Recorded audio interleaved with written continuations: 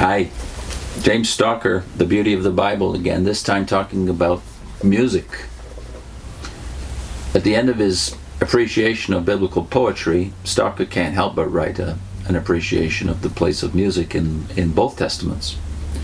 And he talks about the attitude of the Greeks and other ancient societies about music. He talks about the extreme case of the Greeks. He addresses it in this way: it is not unusual to hear music spoken of as if it were all, in its own nature, sacred. This, however, is absurd.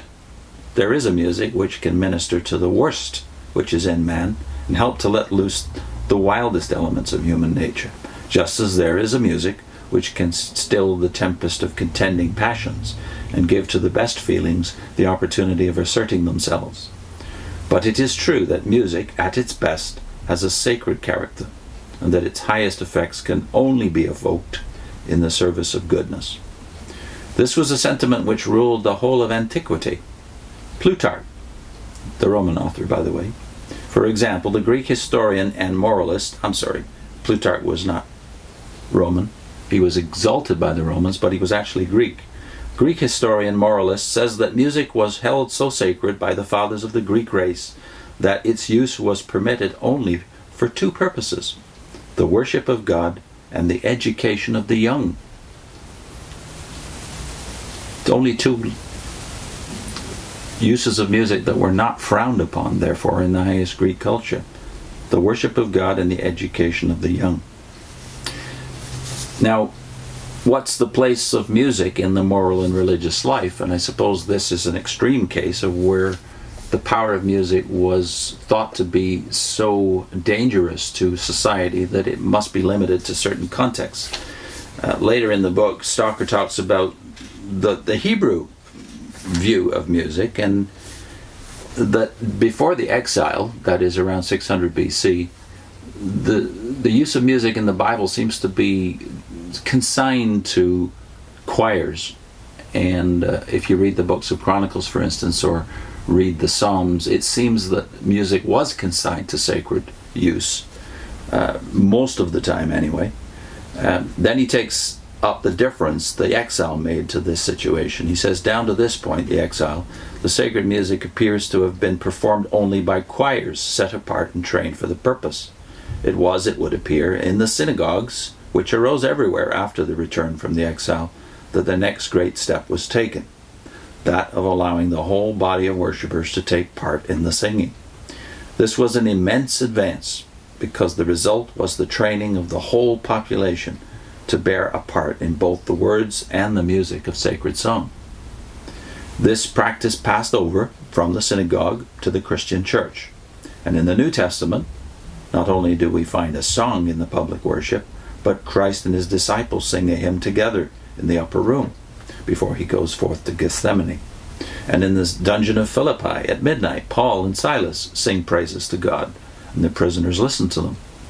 In St. Paul's own most extended reference to sacred song, and that, by the way, is Colossians 3, verse 16, it is perhaps characteristic that he lays emphasis on the educational value of a united praise, the practice of learning and singing psalms and hymns and spiritual songs, as Paul puts it, leaving in the mind such a deposit of instruction that almost unawares the word of Christ dwells richly in those accustomed to sing with grace in their hearts unto God. And Stalker ends his discussion of the significance of music in the Bible with this paragraph about what he calls the superfluity of music. That is, music is not just functional in the way God has designed the universe. Here's how he puts it: music belongs by its very nature to what may be called the excess and overflow of life. It is what color is to nature. Grass could grow, there's little doubt, without its lovely green color. The apple and peach trees could produce their fruit without the antecedent glory of their blossom. The clouds could water the earth without ever being masked in the splendor of the sunset. And the sun could rise without the rosy glow in which he bathes the world. But nature is prodigal of her benefits. The world has not been made for mere utility. Life has its flush and superfluity. And so while praise might be genuine, though it were only in the secret heart, it is by its very nature to array itself in the gorgeous robes of poetry, and to use for expansion and enrichment not only the varying tones of the human voice, but also instrumental accompaniment.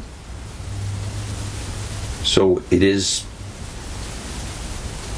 I believe, a severe deprivation when the church tries to make faith into something merely functional, that is, a means to get us to heaven. Because it is true that to a great extent, while we're on this earth, we rise to heaven, or we rise in the spirit towards heaven, when we appreciate the beauties of nature, or the beauties of the art, or the beauties of music. It is through nature, through her splendors, and through the beauties of art and music that we often find God. And therefore it's no coincidence, if you look at the book of Exodus, that the Spirit of God is used in the book of Exodus. I would say it occurs only in the context of arts and the crafts in the book of Exodus. Just as in the creation account, the Spirit of God presides over the creation, the 6 days of the creation in Genesis chapter 1, verses 1 to 3. So beauty is the creation of the Spirit of God, according to both Genesis and Exodus. And we should never forget that and turn faith into functionality. James Stalker, The Beauty of the Bible.